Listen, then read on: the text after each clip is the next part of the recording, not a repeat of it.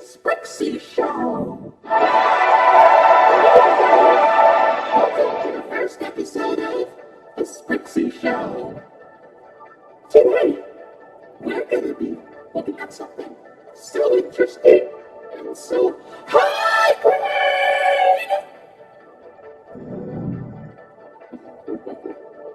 Oopsies. Never mind. So, do you know what we're going to be doing today? A review? You betcha! Are you excited? Because I'm excited. Well then, here we go. This is our first review. Welcome to Pooh Corner. It's a good place to start, huh? Agreeing. I heard about this show. It's, well, totally orange. Please just calm down. It's okay. I don't want to hear about it anymore. Please. I don't like this show. I want to go home now. Can we just skip this review, please? Please? Anyway, let's continue with the review. Well, first of all, it looks like an innocent Winnie the Pooh show, huh? Well, it is. It's worth noting that this is the very, very first Winnie the Pooh TV series. And as you can see, it's live action. Who doesn't love live action?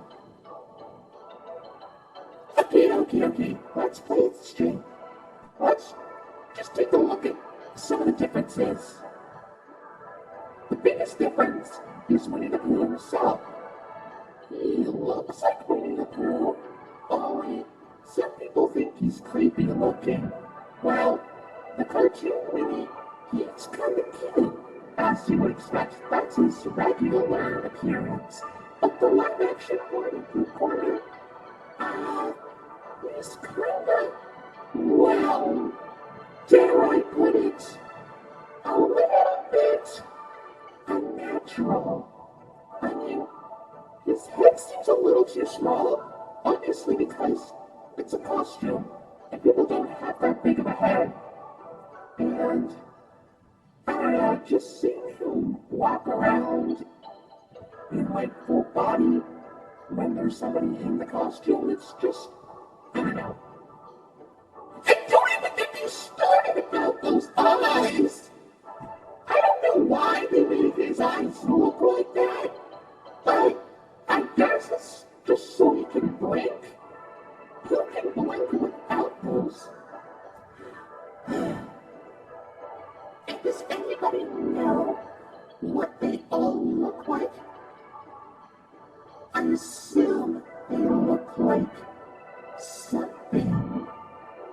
It's probably because of how low budget they are, but they can't really afford to make them look so good. You're ignoring! Piglet is, well, he looks kind of cute. I'm pretty sure that the person who made his costumes had to make sure that they fit the people, were able to have their heads and their bodies be perfectly fit. But piglets, I wonder how small the person in the piglet costume was. Probably a little person or something? I don't know. But let's look at the differences between this piglet costume and the cartoon piglet. Well, the head's a little bit roundish. Also, this version of Piglet wears a scarf. Well, the Piglet we all know does not wear a scarf. I mean, it is a cute looking scarf. I do like scarves, but, well, I don't know. He does look cute in that scarf, I must say. Now let's look at Tigger. I understand Tigger is known to bounce on his tail, but because this is live action, I'm guessing there was no way they were able to make him bounce on his tail. I mean, a fake tail isn't as strong enough as, say, well, any tiger's tail, I must say. Also, I think that he's a little too, dare I say, quick. But you know what? I guess that's what makes Tigger funny. He's supposed to be really energetic. He's kind of cool here. He's really, really in character. The only difference is that instead of a pink nose, he has a black nose. I don't know, maybe they didn't have enough pink fabric to make the nose when they were making the costumes. Oh well. Now as for Eeyore, he is considered to be, well, an old gray donkey. As he is. But the thing is about this version of Eeyore is that he's less depressed and more cheerful. Also, I don't know if this is tied to any of the other stuff, but he really, really likes to eat thistles.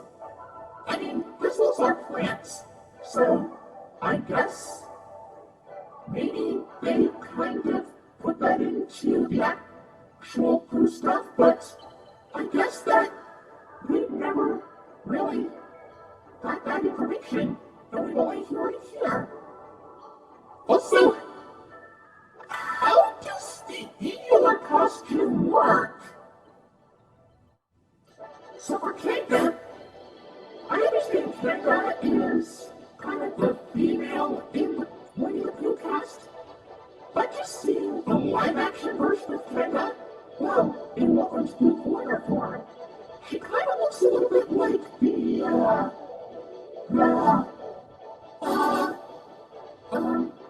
alright, let's move on. Will is, he's actually kind of cute. And that's all. Moving on. As for Rabbit, okay, going back to the costume proportions, and, well, the reason why they look like this is so they can fit the person in the costume. But for this, I feel like Rabbit looks a little bit too, wide. Well, the cartoon Rabbit is more, well, thin, I must say. Also, I noticed that Rabbit is less cranky than his original cartoon counterpart. Maybe the people who make the show just don't like Rabbit being a jerk. Finally, we have Owl. Owl, well, I'm guessing he's more of the, I don't know, well, he does have the gag of, or the running gag, I must say, much like Eeyore with the pistols. He likes to talk about his relatives. But you know what? Well, I'm guessing that's kind of a thing you could do. I mean, yeah, sure, he can be very mature and wise, but, yeah, just hearing him talk about his relatives is kind of amusing, I guess. But, yeah, I'll stick with that. I can understand.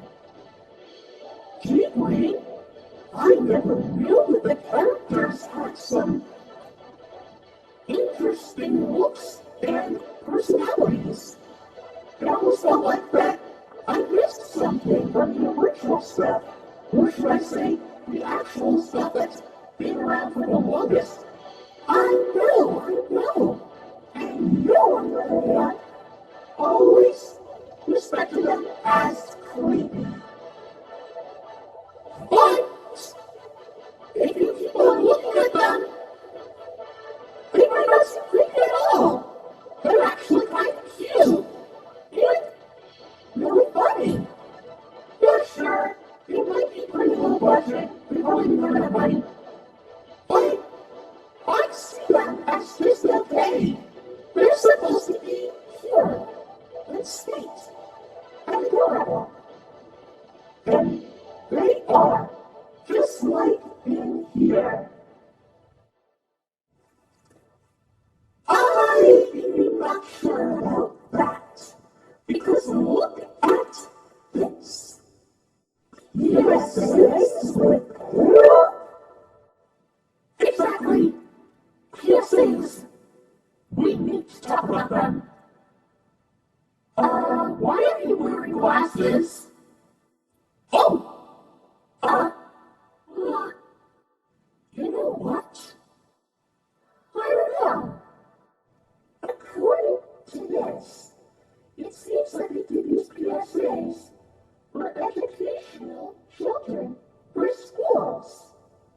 They talk about school bus safety and stranger danger. Well, that's nice. I guess it would. What? School bus safety etiquette and stranger danger? Are you telling me that they also entertain children at school? Yeah. Is that a problem? I can't believe that those kids were actually able to pay attention without, worrying. Don't worry about anything. You see, Postman School Bus Adventure is a 13-minute long PSA that was released, I believe, in 1984. It taught children all about proper school bus etiquette.